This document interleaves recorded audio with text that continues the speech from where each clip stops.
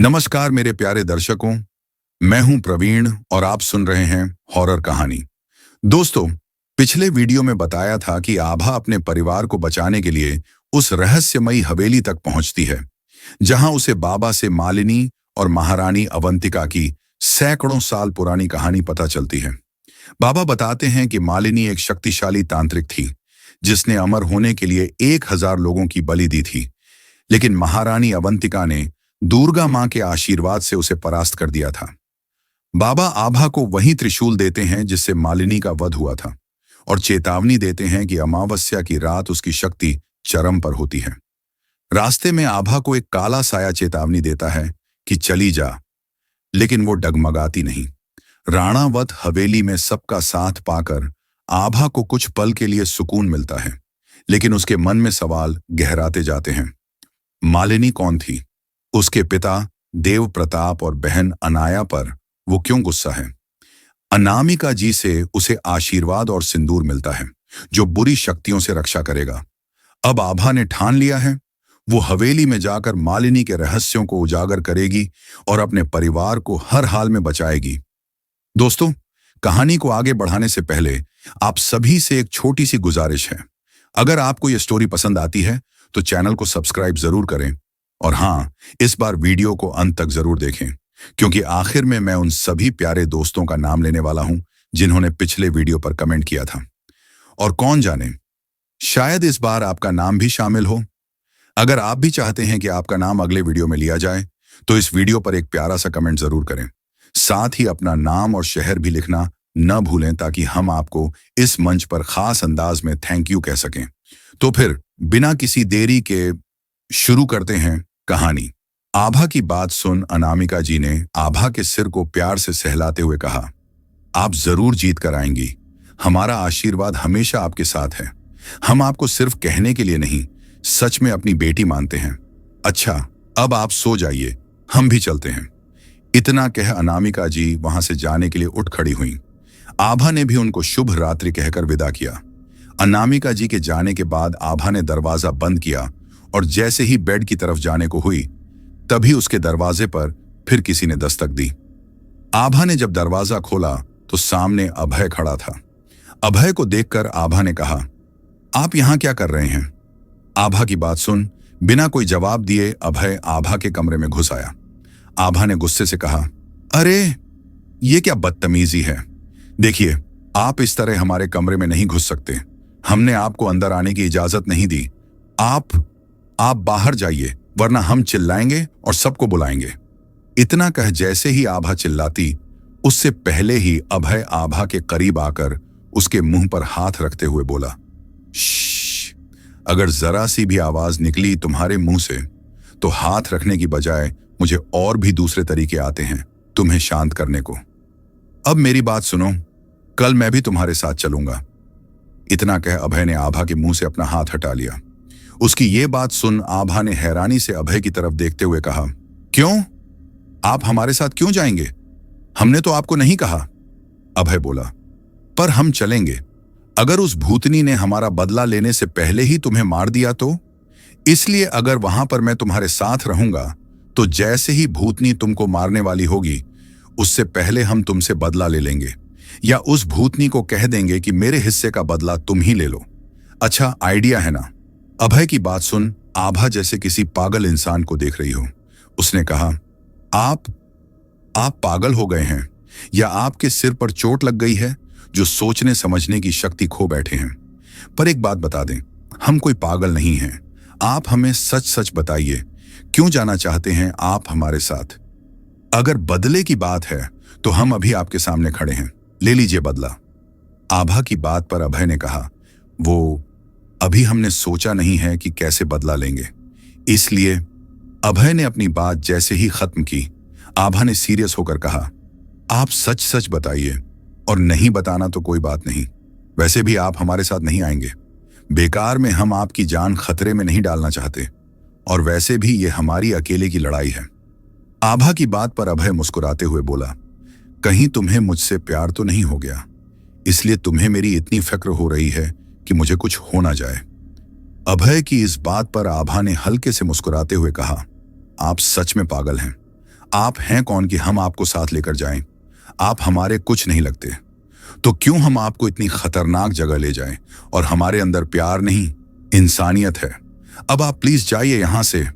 आभा की बात सुन अब अभय ने भी कुछ नहीं कहा और वो वहां से चला गया। पर दरवाजे पर रुककर एक बार आभा को देखते हुए धीमी आवाज में खुद से कहा, हवेली तो हम अपनी सच्चाई जानने के लिए जाना चाहते हैं। कुछ है जो हमें उस हवेली की तरफ खींच रहा है। बचपन से हर रात आते वो सपने और उसमें दिखती तुम्हारी शक्ल कोई इत्तेफाक नहीं है। इतना कह अभय वहां से चला आया अपने कमरे में। उसने अपने कमरे में पहुंचने के बाद अपनी अलमारी खोली और एक स्केच बुक निकाल उसे खोलते हुए उस पर बनी तस्वीर पर हाथ फेरते हुए कहा, यह तस्वीर हमने अपने सपनों में आती लड़की की बनाई थी जिसे हमने कभी नहीं देखा था। पर उस दिन स्टेशन पर तुम्हें देखा तो विश्वास ही नहीं हुआ कि हमारे सपनों में आती लड़की तुम हो। सपनों में आती वो हवेली जहां आज तक हमने कितनी ही बार जाने की कोशिश की, पर हर बार किसी न किसी वजह से नहीं जा पाए। और एक वक्त बाद हमने भी कोशिश करना छोड़ दिया। पर इतने सालों बाद तुम्हें देखकर अब जानना है कि आखिर मुझे वो सपने क्यों आते हैं, क्यों मेरे सपनों में तुम होती थी, और अब जब तुम मेरे सामने आई तो क्यों वो सपने आना बंद हो गए। और वो कौन थी जिसका चेहरा आज तक मेरे सपनों में धुंधला सा था। सब कुछ जानना है। क्या तुमसे कोई रिश्ता है जो मुझे नहीं पता? कल तुम चाहो या ना चाहो, मैं तो हवेली जाकर रहूंगा और अपना सारा सच पता लगाऊंगा। इधर आभा अपने कमरे में अपने बेड पर लेटी एक तक चल रहे पंखे को देख रही थी कि तभी अचानक उसे लगा कि वो पंखा उस पर गिरने वाला है। आभा डरकर बिस्तर से उठ खड़ी हुई, पर जब दोबारा उसने उस पंखे को देखा तो ऐसा कुछ नहीं था। आभा ने गहरी सांस लेते हुए खुद से कहा, कुछ भी कर लो मालिनी, हम सारी सच्चाई जानकर ही रहेंगे और अपने परिवार को कुछ भी नहीं होने देंगे। तभी आभा का फोन बजा। जब आभा ने फोन उठाया तो वो कोई अननोन नंबर था। आभा ने कुछ सोचकर कॉल रिसीव कर लिया तो दूसरी तरफ से एक लड़की की रोती हुई आवाज आई, दीदी मुझे बचा लो, मुझे बचा लो, दीदी ये मुझे मार डालेगी, दीदी। ये आवाज आभा की छोटी बहन अनाया की थी। आभा ने घबराते हुए कहा, क्या हुआ छोटी, कौन तुम्हें मार डालेगी छोटी, हम तुम्हें कुछ नहीं होने देंगे छोटी। पर आवाज आना बिल्कुल बंद हो चुका था, फोन कट चुका था। जब आभा ने दूसरी बार उसी नंबर पर कॉल किया तो दूसरी तरफ से एक डरावनी सी आवाज आई जो कह रही थी, नहीं बचा पाओगी, किसी को नहीं बचा पाओगी, सबको खत्म कर दूंगी, सबको।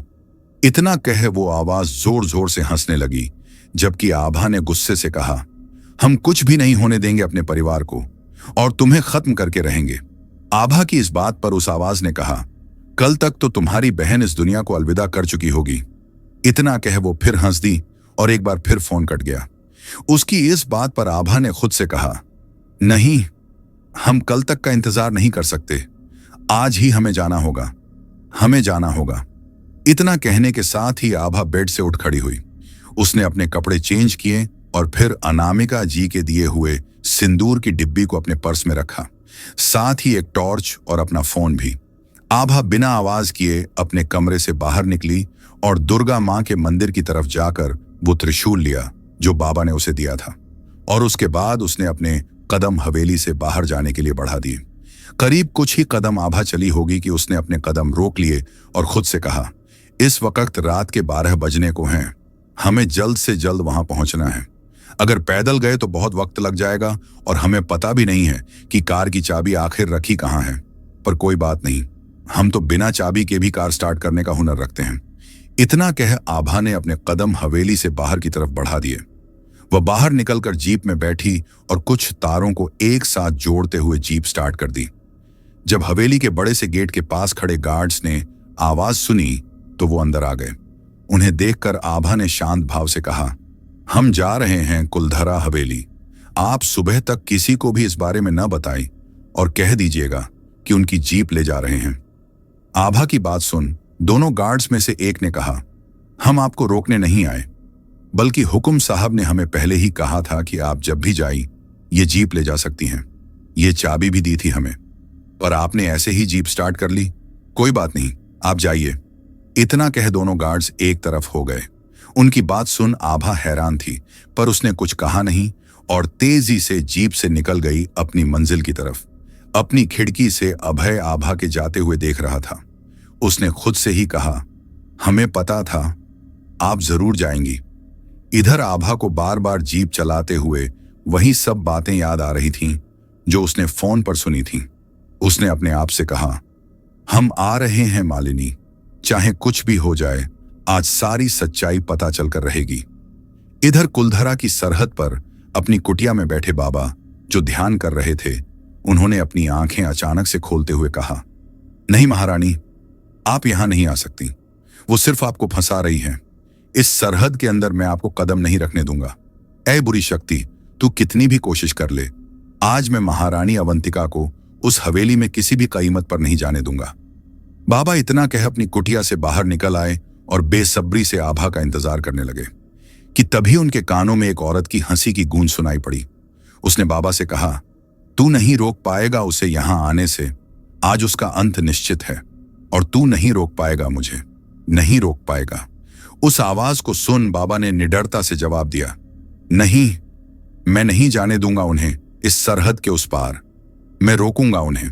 तू कुछ भी कर ले, तू मेरे होते हुए अपने मकसद में कभी भी कामयाब नहीं हो पाएगी, कभी नहीं।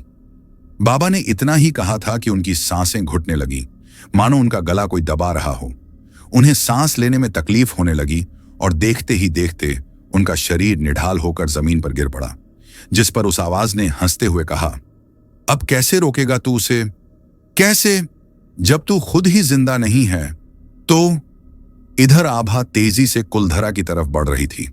रास्ते सुनसान तो नहीं पर खाली थे, पर अब जैसे जैसे आभा कुलधरा के नजदीक पहुंचने लगी, रास्ते सुनसान और रात और भी काली होती जा रही थी। दिल के किसी कोने में तो आभा को भी डर लग रहा था। इन 2 दिनों में ही उसके साथ इतना कुछ हो चुका था कि उसका डरना लाजमी था, पर अपने परिवार के लिए आभा कुछ भी करने को तैयार थी। कुछ ही देर में आभा कुलधरा की सीमा पर पहुंच चुकी थी। उसे सामने ही अपनी मंजिल तक पहुंचने का रास्ता दिख रहा था, पर अचानक से आभा ने जीप की ब्रेक मारी, क्योंकि उसके सामने बाबा की लाश पड़ी हुई थी। आभा जल्दी से जीप से उतर बाबा के पास पहुंची तो उनका बेजान शरीर जमीन पर पड़ा हुआ था। आभा को बहुत दुख हुआ, पर उसे यह भी पता था कि यह किसने किया होगा। आभा ने पहले बाबा की लाश को उनकी कुटिया में अच्छी तरह से रखा और उनका आशीर्वाद लेते हुए खुद से प्रण किया, आपकी मौत का बदला हम लेंगे। इतना कह आभा कुटिया से निकल एक बार फिर जीप में सवार होकर हवेली की तरफ निकल पड़ी। सब कुछ शांत और गहरा अंधेरा। बिना किसी रुकावट के आभा जल्द ही उस हवेली के सामने खड़ी थी। आज भी हवेली वैसी ही थी, धूल और मकड़ी के जालों से ढकी, पर न उसकी सुंदरता आज से पहले छुपी थी और न अब। आभा जीप से उतरी और बिना देर किए उसने अपने कदम हवेली की तरफ बढ़ा दिए। हवेली के उस बड़े दरवाजे के पास पहुंच आभा रुक गई। उसने देखा, जैसा कि उसके पापा ने बताया था, आज भी उस हवेली की कुंडी पर कोई अभिमंत्रित धागा नहीं था। जब से उसके पापा ने उस अभिमंत्रित धागे को हटाया था, आभा ने हवेली की तरफ देखते हुए कहा, हम आ गए हैं अमावस्या की इस काली और गहरी रात को, जब तुम्हारी शक्तियां अपने चरम पर होती हैं। पर फिर भी आज हम यहां से अपने परिवार की सुरक्षा अपने साथ लेकर जाएंगे, किसी भी कीमत पर। इतना कह आभा ने कुंडी खोल दरवाजे को धक्का देते हुए हवेली का दरवाजा खोल दिया। आभा ने जैसे ही अपने कदम उस हवेली में रखे, उसे अपनी कुछ अतीत की यादें आने लगीं, जिन्हें आभा समझ नहीं पा रही थी। उसने अपनी आंखें कसकर बंद कर लीं और खुद से कहा, यह सब क्या हो रहा है? हमारे साथ किसकी यादें हैं? ये किसकी? इतना कह आभा ने अपनी आंखें खोलते हुए कहा, हमें मालिनी को ढूंढना होगा। इतना कह आभा ने जोर से मालिनी को आवाज लगाई, मालिनी, मालिनी, कहाँ हो तुम? सामने आओ, हमारा सामना करो। आज हम सब कुछ जानने आए हैं। क्या हुआ था उस रात? मालिनी? पर हवेली में आभा की आवाज के अलावा सिर्फ सन्नाटा पसरा हुआ था। तभी अचानक आभा को किसी के सिसकने की आवाज सुनाई देने लगी। ये सोचकर कि ये मालिनी हो सकती है, आभा ने अपने बैग से टॉर्च निकाली, उसे ऑन किया और उस दिशा में बढ़ चली। आभा जितनी करीब उस आवाज के जा रही थी, वो आवाज उतनी ही साफ सुनाई देने लगी। उस आवाज का पीछा करते करते अब वह करीब पहुंच चुकी थी। आभा ने देखा, सामने एक कोने में राजस्थानी लिबास में कांपती हुई, खुद को समेटे बैठी एक लड़की सिसक रही थी। उसके बाल लंबे और घने, इस वक्त पीछे से अस्त व्यस्त थे और कपड़े भी। आभा ने धीरे धीरे उसके करीब जाकर उस लड़की के सामने खड़े होकर पूछा, कौन हो तुम और यहां इस हवेली में इतनी रात को क्या कर रही हो? देखो, यह जगह खतरे से खाली नहीं है, कुछ भी हो सकता है। आभा की बात पर उस लड़की ने कोई जवाब नहीं दिया। उसने अपना चेहरा अपने हाथों से छुपाया था और वो सिसक रही थी। आभा ने एक बार फिर पूछा, क्या हुआ? तुम रो क्यों रही हो? किसी ने तुम्हारे साथ कुछ किया क्या? आभा की इतनी बात सुन उस लड़की ने अब आभा की तरफ देखा। इतना खूबसूरत चेहरा पर आंखें लाल और आंसुओं से भरी हुई। उसकी आंखों में दर्द था। उसकी ऐसी हालत देख एक पल को आभा की आंखों में भी दर्द उभर आया। आभा ने उसके पास बैठकर कहा, हमें बताओ क्या हुआ? इस बात पर उस लड़की ने सिसकते हुए कहा, क्या आप सुनना चाहेंगी? और क्या आप सुन पाएंगी? क्या आप मेरी मदद करेंगी? लड़की की बात पर आभा, जो मानो खो सी गई थी, उसे जैसे याद ही न रहा कि वो यहां क्या करने आई थी। उसने कहा, हाँ, मैं तुम्हारी मदद करूंगी, पर हुआ क्या है? आभा के सवाल पर उस लड़की ने कहा, हम बहुत खुश थे और बहुत प्यार करते थे अपने परिवार से। सब हमें पसंद करते थे हमारी खूबसूरती की वजह से। पूरे राज्य के लोग, हम हमेशा खुश रहते, पर हमें नहीं पता था एक दिन हमारी खूबसूरती ही हमारी बर्बादी का कारण बनेगी। एक रात जब हम आराम से अपने कमरे में सो रहे थे, तभी कुछ गांव के आदमी और लड़के हमारे कमरे में घुस आए और हमारे साथ जबरदस्ती करने लगे। उस रात हमारी चीखें किसी को भी सुनाई नहीं दी।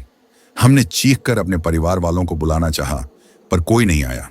पर जब हमारे चाचा आए तो हमें उम्मीद के साथ हिम्मत भी आई कि वो हमें बचा लेंगे। पर हमारे शरीर के फटे कपड़े और हमारी हालत देख उनकी नीयत भी खराब हो गई। उन्होंने भी मुझे उन गांव वालों के साथ नोच नोच कर रख दिया। हमारा शरीर छलनी कर दिया। हमारी रूह तक सिर्फ चीख और रोकर रह गई। हमें जिंदा लाश बनाकर छोड़ गए वो सब। पर हमसे ये बर्दाश्त नहीं हुआ। हमने अपने आप को खत्म कर दिया। मार डाला उन दरिंदों ने हमें। हमारे सपनों को जो हमने देखे थे सिर्फ शरीर की हवस में, उन लोगों ने हमारी इज्जत तार तार कर दी। अब डर लगता है परिवार से, जिंदा रहने से। अपने शरीर को तो मैंने दर्द से आजाद कर दिया, पर मेरी रूह भटकती रही। जब सुबह मेरी लाश सबको मिली तो सब ने मुझे ही दोषी ठहराया कि जरूर हमने ही कुछ किया होगा और अब आत्महत्या कर ली। उस वक्त मेरी रूह कांप कर रह गई, पर मैंने उस वक्त खुद से वादा किया कि हम किसी को भी नहीं छोड़ेंगे, किसी को भी नहीं। पर भगवान ने भी मेरा साथ नहीं दिया। मेरे शरीर के जलने के साथ ही मेरी रूह भी खत्म हो गई, पर मेरे बदले की आग ने मेरा साथ नहीं छोड़ा। एक बार फिर उसी चेहरे के साथ मेरा जन्म हुआ, उसी खूबसूरती के साथ उसी गांव में। पर तब न हमें परिवार पर भरोसा था, न ही किसी और पर। पर इस बार मुझे बदला चाहिए था, बदला। और इसलिए मैंने खुद को मजबूत करने के लिए छोड़ दिया अपना घर और जंगल में चली गई। सीखने लगी तांत्रिक विद्या, जिससे उस पूरे राज्य को तड़पा तड़पा कर मार सकूं। सब कुछ सही चल रहा था। धीरे धीरे जैसे मैं तांत्रिक विद्या में निपुण होने लगी, मैंने गांव वालों को एक एक करके मारना शुरू कर दिया। तब एक रोज मेरी नजर महाराज अभय राज राजावत पर पड़ी। पहली नजर में ही हमें उनसे मोहब्बत हो गई थी। उस वक्त हमारे अंदर ख्याल आया कि हम एक अच्छा जीवन व्यतीत करेंगे महाराज के साथ।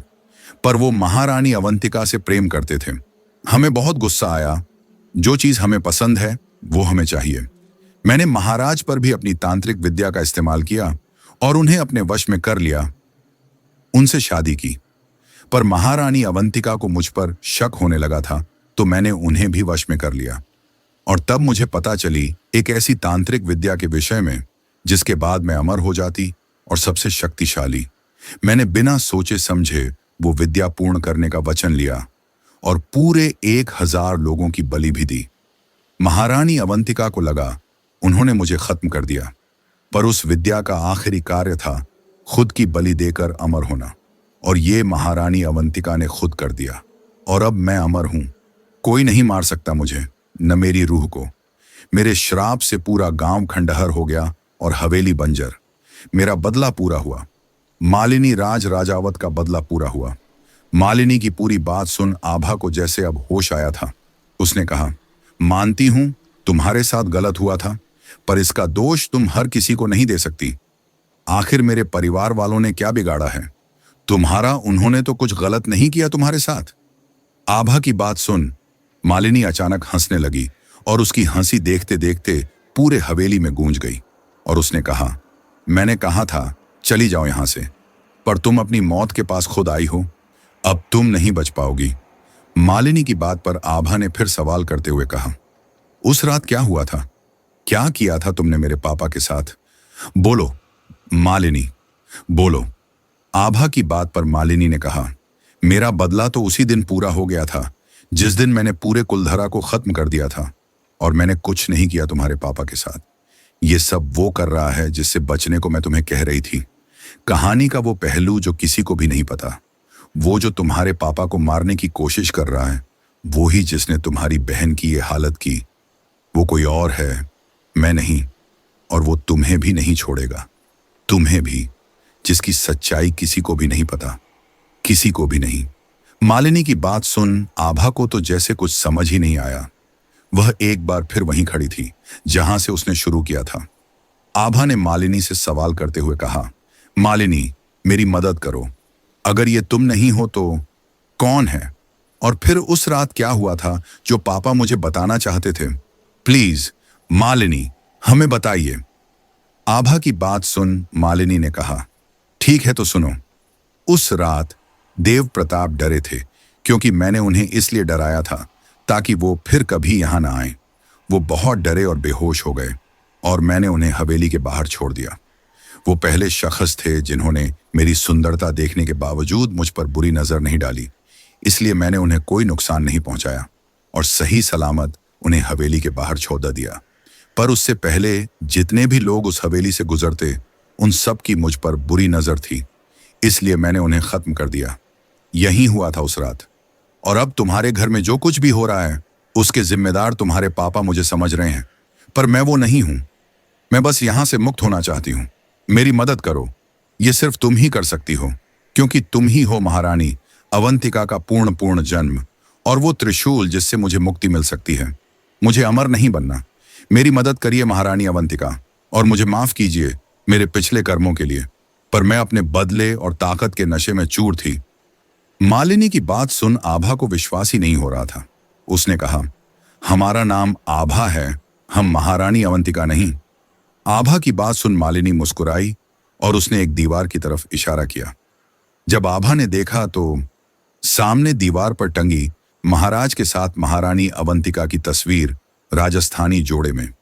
वो तस्वीर देखकर आभा की आंखें हैरानी से बड़ी हो गईं। उसने खुद से कहा, ये तो हम हैं और ये तो अभय हैं। आभा की बात सुन मालिनी ने कहा, हाँ, अब आपको यकीन हुआ।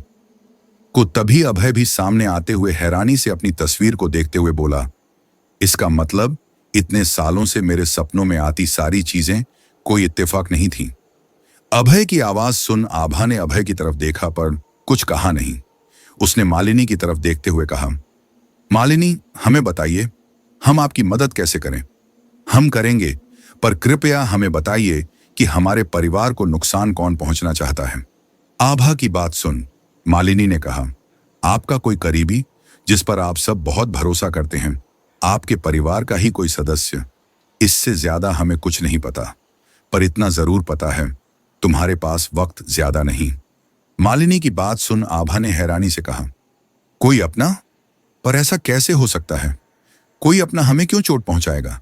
क्यों मारना चाहेगा अपने ही परिवार को? आभा को इस बात पर विश्वास न करते देख मालिनी ने एक तंज भरी मुस्कुराहट के साथ कहा, हमें भी तो धोखा मेरे परिवार ने ही दिया था। जल्दी कीजिए, वक्त नहीं है आपके पास। मालिनी की बात सुन आभा ने हाँ में सिर हिलाया और दुर्गा मां के त्रिशूल को सामने कर कहा, कैसे मदद कर सकते हो तुम्हारी? आभा के सवाल पर मालिनी ने कहा, ठीक उसी तरह ये त्रिशूल मेरी रूह में उतारिए जैसे तब किया था। आभा ने भी बात मानकर वो त्रिशूल मालिनी की रूह के आर पार कर दिया और देखते देखते मालिनी की रूह एक तेज रोशनी के साथ गायब हो गई। ये करने के बाद आभा बिना देर किए हवेली से बाहर निकल गई और उसके पीछे पीछे अभय। हवेली के बाहर निकलकर अभय ने आभा को रोकते हुए कहा, आभा रुको। अभय की बात सुन आभा ने अपने कदम रोक लिए और अभय की तरफ देखा, पर उससे पहले अभय कुछ भी कहे आभा ने कहा, जो भी तस्वीर में दिखा वो वर्षों पहले की बात थी। अब हम अलग हैं और आप। इतना कहा आभा चुप हो गई, जबकि उसकी बात सुन अभय ने कहा, जानता हूं और इस बारे में मैं बात भी नहीं करने वाला था। मैं भी चलना चाहता हूं तुम्हारे साथ, तुम्हारी मदद के लिए। अभय की बात सुन आभा ने कहा, आप मेरी मदद के लिए? पर क्यों? फिर वही रीजन मत दीजिएगा कि बदला लेना है और तुम्हें कुछ होने नहीं दूंगी। नहीं सुनना, जब भी बदला लेना हो ले लेना। और वैसे भी हमें किसी की भी मदद नहीं चाहिए। ना आप कोई मेरे दोस्त हैं, न रिश्तेदार, न ही कोई लगाव है आपसे। तो आपको साथ ले जाने का सवाल ही नहीं उठता। और एक बात, आपकी जीप लेकर आई थी, आपसे बिना पूछे, और फिर ले जा रही हूं, क्योंकि अब हमें जल्द से जल्द अपने घर पहुंचना है। आखिर कौन है हमारा दुश्मन जो ये सब कर रहा है? इतना कह आभा जाने लगी तो अभय, जो कब से आभा की बात सुन रहा था, उसने आभा की कलाई को पकड़ उसे अपनी तरफ खींचकर बिल्कुल अपने करीब करते हुए कहा, चुप कितनी बोलती हो तुम? हर वक्त बक बक बक। कभी सामने वाले की बात भी सुननी चाहिए। अब एकदम चुप और सिर्फ मैं बोलूंगा, और अगर कुछ भी बोला तो अभी तुम्हें किस्सा कर लूंगा, समझी?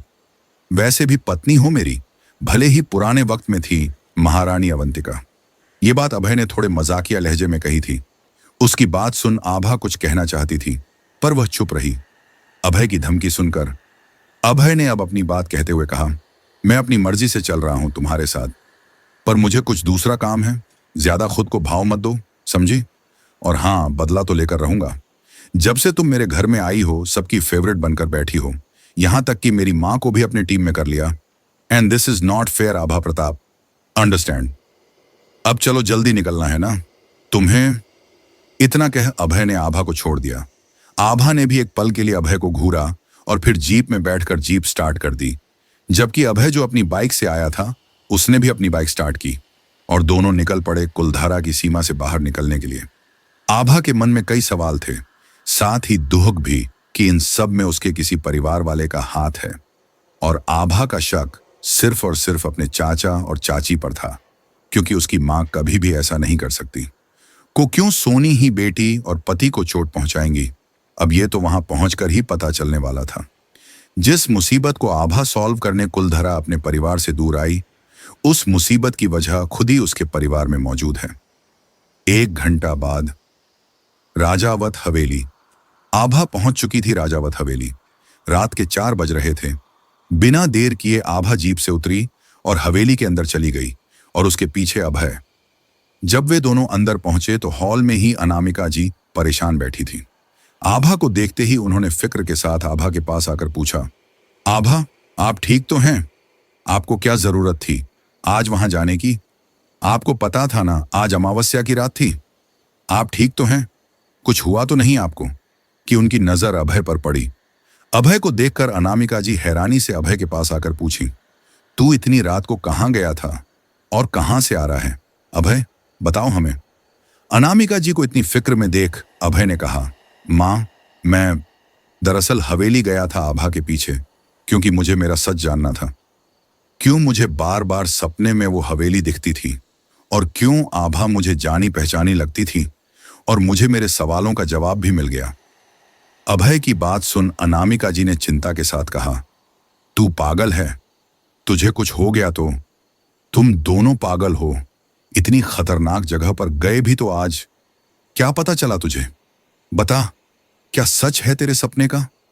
अनामिका की बात पर अभय ने जवाब देते हुए कहा, मां, असल में मैं अपने पिछले जन्म में यहाँ का राजा रणवीर राज राजावत था, और आभा ये मेरी पत्नी अवंतिका राज राजावत थी। अभय की ये बात सुनकर अनामिका जी को मानो विश्वास ही नहीं हो रहा था। उन्होंने हैरानी से कहा, पति पत्नी? सच में? अनामिका जी की इस बात पर आभा ने कहा, जी आंटी, पति पत्नी, पर हमारी सिर्फ शक्ल मिलती है, कोई पिछला जन्म या पुनर्जन्म नहीं है। और हम भी ठीक हैं, और कुछ नहीं हुआ हमें। और मालिनी भी। अब वो हवेली भी भूतिया हवेली नहीं रही, पर मेरा परिवार अभी भी खतरे में है, और उनके लिए मुझे जल्द से जल्द निकलना होगा। आप अपने बेटे को समझाइए, ये भी जा रहे हैं हमारे साथ, जबकि बहुत खतरा है, वहां कुछ भी हो सकता है। इन्हें रोकिए, हम इनकी कोई सच में पत्नी नहीं है, और ना ये हमारे पति। हम चलते हैं। इतना कह आभा अपने कमरे की तरफ चली गई। जबकि अनामिका जी ने अब अभय की तरफ देखा तो अभय ने अपनी नजरें चुराते हुए कहा, माँ, वो मैं। अभय को इस तरह हकलाते देख अनामिका जी ने उसके चेहरे को प्यार से सहलाते हुए मुस्कुराकर कहा, जा, मैं नहीं रोकूंगी। तुझे माना खतरा है पर तू उसका साथ मत छोड़ना, समझा? मुझे पता है वो तुझे पसंद नहीं है, कोई बात नहीं, पर वो मेरी पसंद है और मैंने उसे अपनी बहू मान लिया है। और वैसे भी तूने कहा था, मैं जिस लड़की को भी तेरे लिए पसंद करूंगी तू उसी से शादी करेगा, इसलिए मैंने लड़की पसंद कर ली। तो उसकी हर मुसीबत में तुझे उसका साथ देना है, साथ ही उसे तुझे मनाना भी है। पहले ही बार में तूने अपना इंप्रेशन उसके सामने खराब कर दिया, तो अब सुधारना भी पड़ेगा। पर अभय, एक वादा कर, मुझे अपना ख्याल रखेगा और मेरे पास मेरी बहू के साथ लौटेगा। अनामिका जी की बात सुन अभय मुस्कुराया और अनामिका जी को गले लगाते हुए कहा, मां, वादा करता हूं आपके पास सही सलामत और आपकी बहू के साथ लौटूंगा। अच्छा, अब मैं चलता हूं पैकिंग करने, आखिर मैं भी देखूं कौन घर के भेदी घर में ही लोगों की जान लेने पर तुला हुआ है। इतना कह अभय भी अपने कमरे की तरफ चला गया। जबकि इधर अपने कमरे में आभा ने जल्दी से अपनी मां को कॉल लगाया। कुछ ही रिंग जाने के बाद कॉल रिसीव हुआ।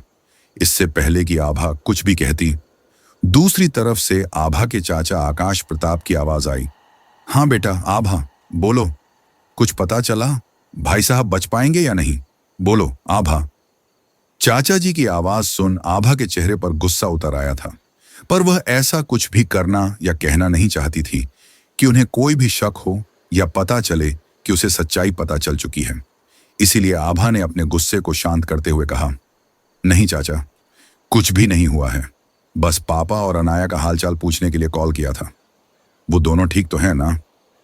आभा के इस सवाल पर आकाश जी ने जवाब देते हुए कहा, हाँ आभा, तुम टेंशन मत लो, हम हैं ना, हम कुछ भी नहीं होने देंगे। भाई साहब को भाभी की तबीयत भी बहुत खराब हो गई है, बस तू प्रॉब्लम को सॉल्व करने और ध्यान दो, यहां मैं सब कुछ संभाल लूंगा। आकाश जी की बात सुन आभा ने कहा, थैंक यू चाचा जी, आप ख्याल रखिएगा। मुझे पता चल गया है आखिर ये कौन कर रहा है, बस क्यों कर रहा है ये पता लगाना है। आप बस ख्याल रखिए, मैं रखती हूं। इतना कह आभा ने कॉल कट कर दिया और गुस्से से अपने आप से कहा, हमें विश्वास नहीं हो रहा कि आप दोनों में से कोई एक ये सब कर रहा है, बस आप दोनों ना हो जो मैं सोच रही हूं। इतना कहे आभा ने जल्दी से ऑनलाइन फ्लाइट की टिकट बुक की, जो कुछ ही घंटे बाद की थी। आभा ने अपना सामान पैक किया और फ्रेश होने के बाद सामान लेकर अपने कमरे से बाहर हॉल में चली आई। सारे परिवार वाले नीचे हॉल में ही थे, वो आभा को विदा करने आए थे। श्रुति ने आकर आभा को गले लगाते हुए कहा, आप बेस्ट हो आभा दी, आपकी बहुत याद आएगी। आप हमें भूल तो नहीं जाएंगी, हमसे मिलने आएंगी ना? श्रुति की बात सुन आभा ने मुस्कुराकर श्रुति को गले लगाते हुए कहा, बिल्कुल, हम आपको बहुत याद करेंगे और जरूर मिलने आएंगे। कि तभी श्रुति ने फिर कहा, मेरे भाई साहब जा रहे हैं, आपके साथ इनका ख्याल रखना और इन्हें, हाँ, इनका गुस्सा कम कर देना, ये गुस्सा बहुत करते हैं। श्रुति की बात सुन आभा के साथ साथ बाकी सब हंस पड़े। जबकि अभय ने श्रुति को घूर कर देखा और कहा, अगर मेरे जाते जाते तुझे मुझसे मार नहीं खानी तो चुप रह। अभय की बात पर श्रुति ने मुंह बना लिया। आभा ने एक एक कर सबके पांव छुए और आशीर्वाद लिया और सबसे जाने की इजाजत मांगते हुए कहा, आप सबने एक अनजान शहर में एक अनजान लड़की की इतनी मदद की, उसके लिए आप सबका धन्यवाद। आप सबसे जरूर मिलने आएंगे हम, लेकिन अभी हमें जाना होगा, इजाजत दीजिए। आभा की बात सुन अनामिका जी ने कहा, बेटा तुम अपना ख्याल रखना और भगवान पर भरोसा रखो, दुर्गा माँ सब कुछ ठीक कर देंगी। अनामिका जी की बात सुन आभा मुस्कुराई और वहां से निकल गई। उसके पीछे अभय ने भी सबसे आशीर्वाद लिया और निकल गया। आभा जैसे ही जीप में ड्राइविंग सीट पर बैठी, उसके बगल में अभय भी बैठते हुए बोला, जल्दी चलो, फ्लाइट के लिए लेट हो रहा है। अभय की बात सुन आभा ने एक नजर अभय को देखा, लेकिन कुछ कहा नहीं और जीप स्टार्ट कर दी और दोनों निकल पड़े एयरपोर्ट की तरफ। कुछ ही देर में दोनों एयरपोर्ट पहुंच चुके थे। दोनों ही जल्दी से जीप से उतरे और अंदर की तरफ चले गए और जल्द ही अपनी फ्लाइट भी ले ली। अभय ने भी वही फ्लाइट की टिकट बुक की थी, तो इस वक्त अभय भी उसी फ्लाइट में था। पर उसकी सीट अलग थी। कुछ ही घंटों का सफर आभा को आज बहुत लंबा लग रहा था। उसे बस जल्द से जल्द अपने घर पहुंचना था। उसे नहीं पता था वो कैसे क्या करेगी, पर यह तय था कि वो किसी को कुछ भी नहीं होने देगी। इस सफर के बीच वो सिर्फ अपने परिवार की सलामती की प्रार्थना कर रही थी कि मेरे पहुंचने तक कुछ भी ना होने दीजिएगा। कुछ घंटों बाद जब आभा और अभय जयपुर एयरपोर्ट पर उतरे तो आभा बिना कुछ बोले आगे चल दी, जबकि अभय आभा के पीछे आते हुए बोला, अरे रुको, कहाँ जा रही हो? इतने दिन मेरे घर में रहकर आई और अब जब मैं यहां आया हूं तो तुम्हें भी तो मुझे अपने घर ले जाना चाहिए। अभय की बात सुन आभा ने अपने कदम रोक लिए और पीछे मुड़कर अभय की तरफ देखते हुए कहा, अगर हम आपको मना कर दें तब भी आप हमारे पीछे ही आएंगे तो चलिए, पर अगर आपकी जान को खतरा हुआ उसमें मेरी कोई गारंटी नहीं। चलिए, वक्त नहीं है। इतना कह आभा आगे बढ़ गई, जबकि अभय ने आभा की बात सुनकर उसके पीछे चलते हुए कहा, तुम्हें मेरी कुछ ज्यादा ही फिक्र नहीं हो रही? कहीं अपना पति तो नहीं मान लिया? अभय की इस बात पर आभा ने गुस्से से कहा, नहीं, बिल्कुल भी नहीं, अब आप चुपचाप चलिए। इतना कह आभा ने एक टैक्सी रुकवाई और बैठ गई। साथ में अभय भी बैठ गया। आभा ने टैक्सी ड्राइवर से कुछ कहा नहीं, वो बस चल दिया। ये देख अभय ने कहा, अरे एड्रेस तो बताओ, जाना कहाँ है? अभय की इस बात पर ड्राइवर ने मुस्कुराकर कहा, आभा बिटिया को कौन नहीं जानता, यहाँ जयपुर की शान है, सबकी मदद करती हैं और सब इनसे प्यार करते हैं। पर आभा बिटिया, पता चला आपके परिवार के बारे में? मैं तो कहता हूं ये जरूर कोई काले जादू का मामला है और जयपुर में सिर्फ एक ही हैं जिनके पास हर एक काले जादू को काटने की हिम्मत रखती हैं। उनकी बात सुन आभा ने जल्दबाजी में पूछा, कौन है भैया, आप हमें बताइए। क्या आप जानते हैं वो कौन है और कहाँ रहती हैं? आप हमें अभी ले चलिए। आभा की बात सुन ड्राइवर ने कहा, जी आभा बिटिया, हम ले तो चलें, पर वो जाने कितने सालों से अपनी साधना में बैठी हैं। आज तक कितने लोगों ने उनसे मिलने की कोशिश की, पर वो कभी किसी से मिली ही नहीं। ड्राइवर की बात सुन आभा ने कहा, आप बस हमें वहां ले चलिए। ड्राइवर ने भी आभा की बात पर हामी भरी और टैक्सी को दूसरी तरफ मोड़ लिया, जबकि आभा ने अपने मन में खुद से ही बात करते हुए कहा, हे दुर्गा माँ, आपके दिखाए रास्ते पर हम बस चले जा रहे हैं। हमारे ऊपर और हमारे परिवार के ऊपर आशीर्वाद बनाए रखिए, क्योंकि हमारे परिवार के पास ज्यादा वक्त नहीं है। इतना कह आभा ने अपनी आंखें बंद कर दुर्गा माँ को याद किया और फिर आंखें खोली। आभा को इस तरह परेशान देख अभय ने कहा, कुछ नहीं होगा, सब ठीक हो जाएगा, फिक्र मत करो, मैं हूं तुम्हारे साथ। अभय की इस बात पर आभा अन्य की तरफ देखने लगी थी। पता नहीं क्यों, पर इस वक्त अभय की ये बात आभा को सुकून और हिम्मत दे रही थी। आभा ने अभय से कुछ कहा तो नहीं, पर उसे एक शांति मिली थी। ड्राइवर टैक्सी ड्राइव करते हुए आखिरकार एक छोटे से घर के पास रुका। वो घर उस एरिया में अकेला था। दूर दूर तक खाली मैदान, पेड़ पौधों के अलावा कुछ नहीं, कोई घर नहीं, एकदम शांति। ड्राइवर ने टैक्सी रोककर कहा, आभा बिटिया, यही है उनका घर। आप कहो तो मैं रुकूं ताकि आपको वापस ले चलूं यहां से। ड्राइवर की बात पर आभा ने कहा, नहीं भैया, आप मुझे अपना नंबर दे दीजिए, जब हमें आना होगा हम आपको बुला लेंगे। आभा की बात सुन ड्राइवर ने हाँ कहा और अपना नंबर आभा को दिया और वहां से चला गया, जबकि आभा अपना सामान लेकर उस घर की तरफ बढ़ चली, उसके साथ ही अभय भी। आभा जैसे ही दरवाजे पर दस्तक देने को हुई, दरवाजा अपने आप खुल गया और अंदर से आवाज आई, अंदर आ जाओ। ये आवाज सुन अभय और आभा हैरान तो हुए, पर फिर बिना कुछ कहे दोनों अंदर की तरफ चले गए। उस घर का माहौल एकदम शांत था। वहां जाते ही ऐसा सुकून था जिसे शब्दों में बयां करना नामुमकिन था। सामने एक दुर्गा मां की भव्य मूर्ति रखी हुई थी और सामने भगवे कलर की साड़ी में एक बुजुर्ग महिला अपनी आंखें बंद किए बैठी थी। उनके चेहरे पर जो तेज था वो सच में सराहनीय था। आभा और अभय उन्हें बस खड़े देख ही रहे थे कि तभी महिला ने कहा, आभा प्रताप, यही नाम है ना तुम्हारा? उस महिला की बात पर आभा ने हैरानी से कहा, जी, हमारा नाम ही आभा प्रताप है और हमें आपकी मदद चाहिए अपने परिवार को बचाने के लिए। हमें यह भी पता नहीं कि हमारे करीबी में से कौन ये सब कर रहा है। हमें कुछ समझ नहीं आ रहा कि हम क्या करें। आभा की बात सुन वह महिला मुस्कुराई और अपनी आंखें खोलकर आभा की तरफ देखकर कहा, फिक्र मत करो बेटी, दुर्गा माँ ने मुझे ही तुम्हारी मदद के लिए कहा है और हम अवश्य ही तुम्हारी मदद करेंगे। पर जब कोई अपना करीबी धोखा देता है तो वो असहनीय होता है। पर आज कल के कलयुग में ये सब मुमकिन है। दौलत और पैसों के लालच में सब अपने रिश्ते और एहसानों को भूल जाते हैं। हमें पता है ये सब तुम्हारे चाचा और चाची मिलकर कर रहे हैं, सिर्फ और सिर्फ पैसों के लालच में। और मुझे ये भी पता है कि उन्हें कैसे रोका जा सकता है। तुम्हारे चाचा काले जादू की विशेष विद्या रखते हैं और उसी के जरिए वो ये सब कर रहे हैं। और उस काले जादू को काटने का सिर्फ एक उपाय है, ये खंजर जिससे तुम्हें उनके काले जादू को खत्म करना है। हम भी तुम्हारे साथ चलेंगे। तुम्हारे पास ज्यादा वक्त नहीं है। अगर उनकी आखिरी पूजा जो वो इस वक्त कर रहे हैं वो पूरी हो गई तो उन्हें कोई नहीं बचा सकता। तुम्हारे परिवार को कोई नहीं बचा सकता। हमें अभी निकलना होगा। महिला की बात सुन अभय ने कहा, फिर देर किस बात की, जल्दी चलिए, वक्त बहुत कम है। अभय की बात सुन वह महिला मुस्कुराई और फिर तीनों वहां से जैसे ही निकले, सामने वो टैक्सी वाला पहले से ही खड़ा था। उसे देख आभा ने हैरानी से कहा, आप तो चले गए थे और हमने तो आपको फोन करके भी नहीं बुलाया, फिर आप यहां कैसे?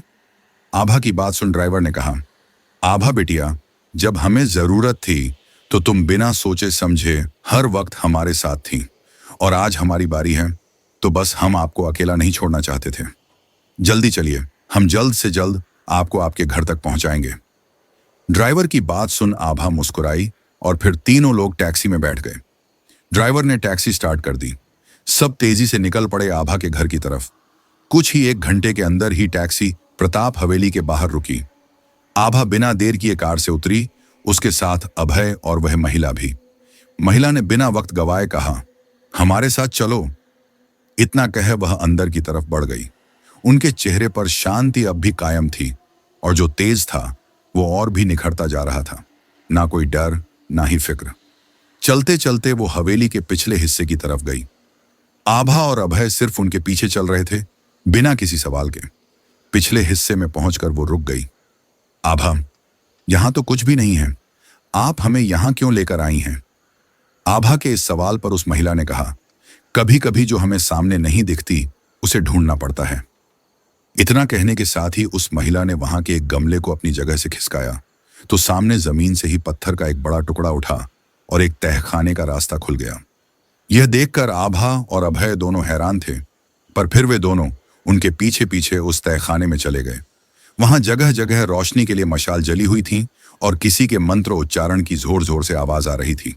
यह आवाज सुन वह महिला मुस्कुराई, जबकि आभा और अभय उस आवाज की तरफ चल पड़े और उनके पीछे वह महिला भी। आभा ने जब सामने अपने चाचा चाची को हवन कुंड के सामने मंत्रों का उच्चारण करते देखा तो हैरान हो गई। वह चाहकर भी भरोसा नहीं कर पा रही थी।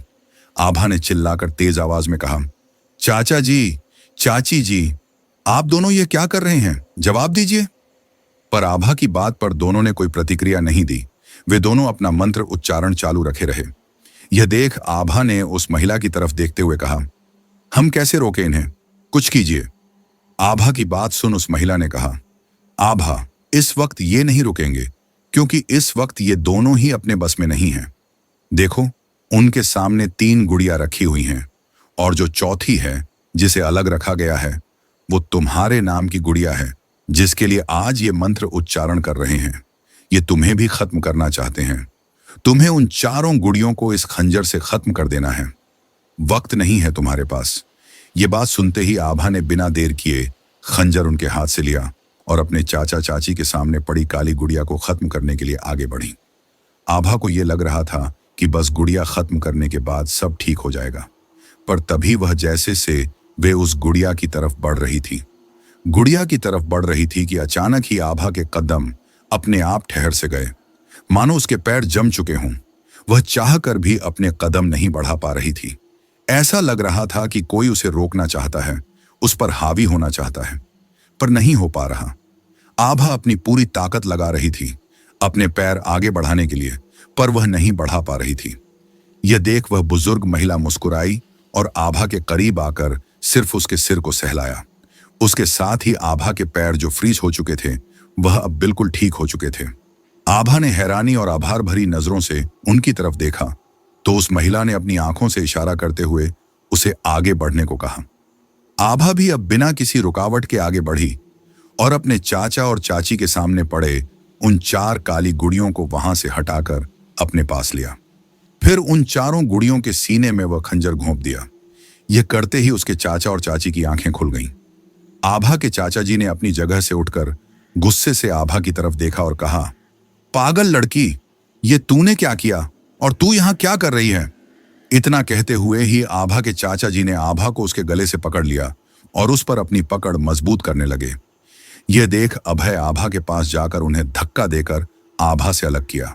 इससे पहले कि वह फिर से हमला करने के लिए आगे बढ़ते, पुलिस वाले आकर उन्हें पकड़ लिया।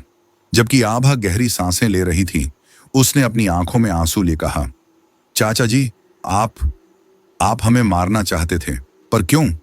आभा की बात सुन चाचा जी ने हंसते हुए कहा, क्योंकि मुझे यह सारी जायदाद चाहिए थी, सारा कुछ अकेले के लिए, और तुम और तुम्हारा पूरा परिवार मेरे रास्ते के कांटे थे, इसलिए मैंने यह सब किया। चाचा जी की बात सुन आभा ने कहा, जिस परिवार ने आप दोनों को इतना प्यार दिया, मेरे पापा ने आपको अनाथ को अपने भाई का दर्जा दिया, आपको इतनी इज्जत दी, हमने आप दोनों को इतना प्यार दिया, उसके बावजूद आप दोनों ने सिर्फ जायदाद के लिए यह सब किया।